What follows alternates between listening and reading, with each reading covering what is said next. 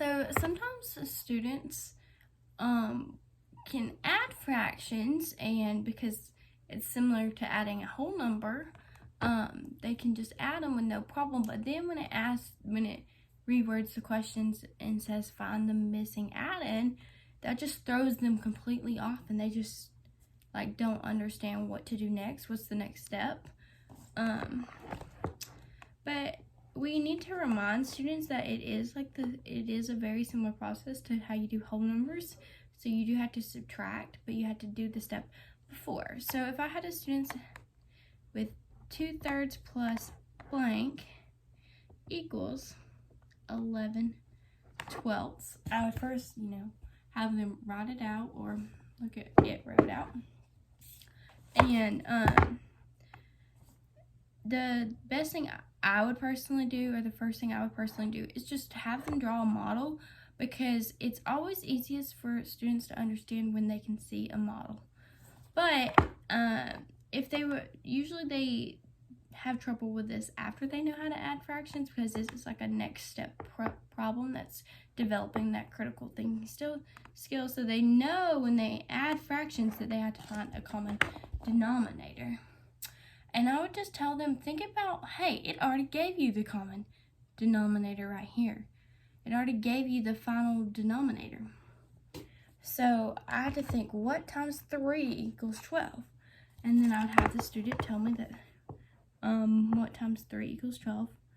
It would be 4. So then they would say, okay, well then I would tell them they should know that they have to do the same thing at the top and bottom to keep it the same. And that would give them 8/12. I was like, okay, well let's draw 8/12 out.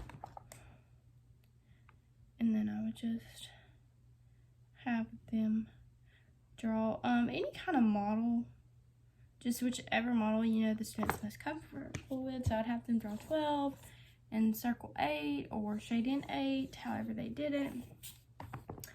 And I would think, so like, okay, well we have 8 that are already colored in, but we want to get to 11 out of 12. So we think, okay, well, how many more does it take to get to 11? And we know that that's 3, but if they can't see that, think, well, there's 8 here, and then count on 9, 10, 11. And then they went, okay, well, how many did I count? Thinking about there's 3 left. So once students can see that you laid it out, and that there's 3 left, the next step would be like, yes, you could do 3/12. So 2/3 plus 3/12 would be an appropriate answer. But most students should know to simplify that to 3 divided by 3 is 1, and 12 divided by 3 is 4. So that would simplify to 1/4. So students should, once you draw out the model, they should be able to see that how many more it takes to get to 11. And they should be able to simplify the fraction and put it in the blank and know that 2/3 plus 1/4 equals 11/12.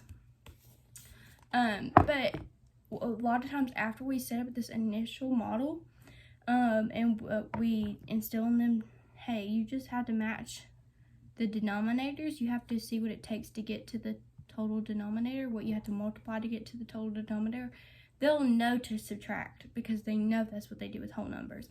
So it's really just getting them to that next step, like, hey, remember when you add fractions, normally when you're not finding a missing addend, you have to get a common denominator. So it's the same thing. You're like, what does it take to get to 12? Instead of finding the common denominator, they'll see, oh, hey, this common denominator is already here. I just have to find what it takes to get there. So yeah, so I would just draw it out, and they should be able to visualize that, and then we should just be able to subtract it like a normal whole number and get another fraction that we can typically simplify into a smaller fraction.